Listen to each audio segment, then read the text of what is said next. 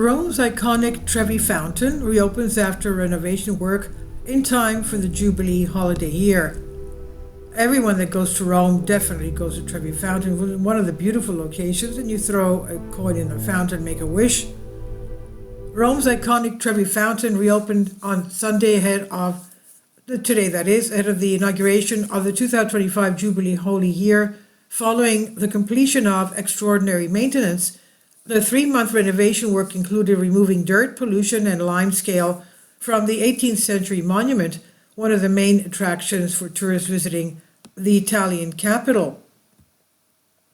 To avoid overcrowding, the monument will now be limited to 400 visitors at a time. For now, visitors won't be required to pay a ticket, although the introduction of a fee has not been ruled out in the future, Rome's Mayor Roberto Gualtieri said on Sunday.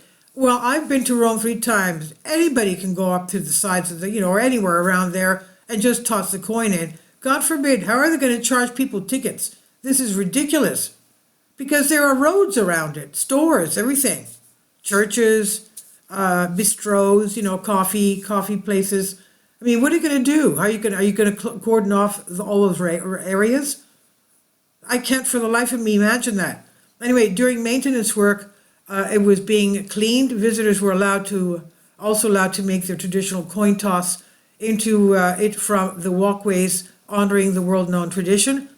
City lore has it that tossing a coin into the Baroque fountain will ensure a return trip to Rome, and this tradition generated an estimated €1.5 million annually, which has been donated to the Catholic charity Caritas for the past 15 years.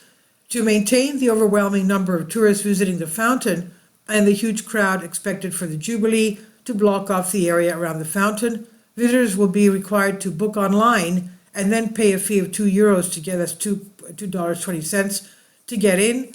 And once inside, they will have 30 minutes to enjoy the fountain. So they're going to block off all the roads leading to it. This I can't believe they're doing that. Anyway, this is from Associated Press on DNYUZ. Please leave your comments, and thank you for your support. Please support my Patreon account. The daily posts are 5 videos daily, and they are totally different from what I have on my YouTube channel. Thank you so much for your support, and that you find all my content so interesting. You'll find the Patreon account details in the description box below.